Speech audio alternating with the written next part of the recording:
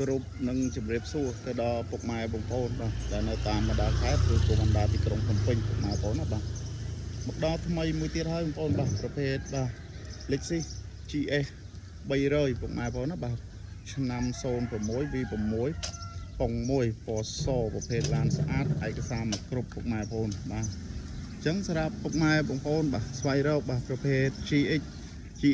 300បងប្អូនអាចមកមើលឡានមួយគ្រឿងនេះបានពុកម៉ែបងប្អូនណាបាទទើបនឹងកាត់បានរៀបចំរួចក្តៅទេពុកម៉ែបងប្អូនបាទជាមួយនឹងផ្នែកខាងមុខនេះដែរបងប្អូនបាទជាគៀងអីគូចរួចរាល់អស់ហើយបងប្អូនបាទប៉ាណាអ៊ីណុកបាទផ្លាកលេខជាន់វែងបាទផ្លាកលេខភ្នំពេញ 2BS 7329បាទគឺនៅស្រស់ស្អាតមែនតើបងប្អូនបាទតនីជូនពុកម៉ែបងប្អូនបាទកាត់តស្ងោដោពណ៌បាទប្រភេទឡានស្អាតឯកសារមកគ្រប់បាទ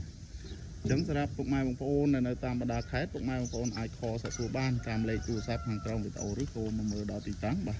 ទីតាំងនៅភ្នំពេញពុកម៉ែបងប្អូនណាបាទឥឡូវពុកម៉ែបងប្អូនទៅមើលផនធាកឡានមកជុំទៅបាទ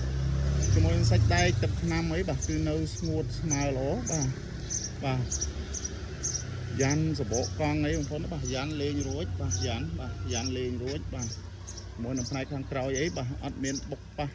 ច្រេះពុកអីទេពុកម៉ែបងប្អូនស្តុបក្រោយស្តុបអីគឺនៅភ្លឺថ្លាល្អបាទផ្លាកលេខជាន់វែងបាទប្រភេទឡានស្អាតតែម្ដងបងប្អូនណាបាទ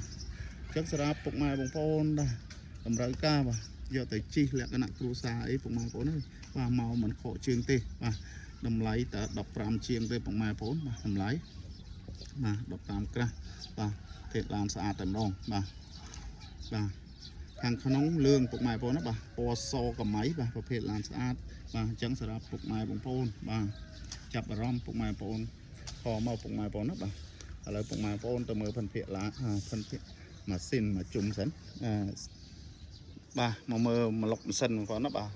ម៉ាស៊ីនអីនៅថ្មីបងប្អូនអើយបាទឡានមួយគ្រឿងនេះម៉ាស៊ីនប្រអប់លេខអីបាទនៅដំណើរការពុកម៉ែបងប្អូនម៉ាស៊ីនអត់មានប្រវត្តិរូបកែហ្គាសអីទេបាទកលៀតអីសបោប្រាំងសបោអីបងប្អូនអើយបាទនៅថ្មីមែនតើពុកម៉ែបងប្អូនណាបាទសបោប្រាំងបាទគឺនៅថ្មីបាទសាច់ថ្នឹមមុខថ្នឹមអីអត់មានប្រហើពណ៌ប្រហើអីទេបងប្អូនបាទគឺនៅសនំស៊ីនពុកម៉ែបងប្អូនណាបាទកលៀតអីស្អាតបាទគល់បូមអីអត់មានខូចប្រជ្រុយខូចអីមួយណាទេពុកម៉ែបងប្អូនបាទគល់បូមបាទដបោលើអីបាទមកមើលដបោលើបាទអត់មានខូចភ្លីខូចអីទេបាទពាក់ព័ន្ធនឹងឯកសារពន្ធផ្លូវអី2025រួច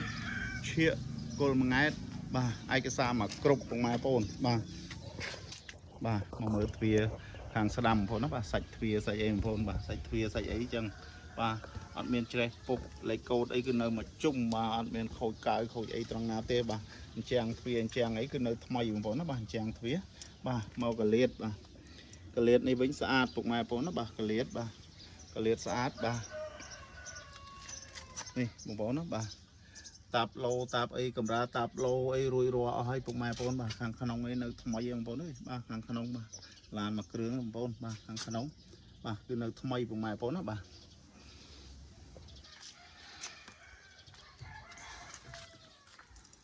មកមើលទ្វារនេះវិញបាទទ្វារក្រោយបាទទ្វារក្រោយក៏ស្អាតដែរពុកម៉ែបងប្អូនណាបាទទ្វារក្រោយអីបាទគឺនៅស្អាតពុកម៉ែបងប្អូនបាទទ្វារក្រោយបាទកលៀតអីបាទតគីអីបាទភ្លីស៊ីនអីបាទគឺនៅបងប្អូនណាបាទអត់មានប៉ះពីអីទេបាទស្រោមពូកស្បែកពូកអីខាងក្នុងថ្មីមែនតើពុកម៉ែបងប្អូននោះមើលតាប់ឡូមើលដបោលើអីគឺនៅដំណើរការបងប្អូនណាបាទមើលផ្នែកខាងឆ្វេងវិញបងប្អូនបាទខាងឆ្វេងបាទមកខាងឆ្វេងវិញស្អាតពុកម៉ែបងប្អូនណាបាទខាងឆ្វេងអត់មានខូចភ្លីបុកប៉ះពីអីត្រង់ណាទេពុកម៉ែបងប្អូនបាទខាងឆ្វេងបាទខាងក្នុងអីបាទសាច់ស្បែកពូកស្បែកអីបាទនៅខ្ចីញ៉ាញ់បាទអញ្ចាំងទ្វារអញ្ចាំងអីបាទនៅស្អាតបងប្អូនណាបាទអញ្ចាំងទ្វារបាទយ៉ាងទ្វារអីអត់មានបាក់បែកខូចខាតអីត្រង់ណាទេបាទនេះបាទទ្វារខាងឆ្វេងបាទ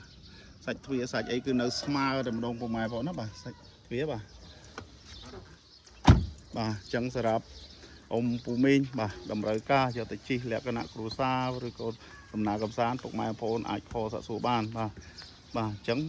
មុននឹងបញ្ចប់បាទសូមអរគុណដល់ពុកម៉ែបងប្អូនដែលតាមដានរាល់ការផ្សព្វផ្សាយបងប្អូនណាបាទពីเพจសុគង្គទិញលក់ឡានពុកម៉ែបងប្អូនណាបាទអញ្ចឹងពុកម៉ែបងប្អូនជួយ share page like page បងប្អូនណាបាទសូមអរគុណនិងជម្រាបលា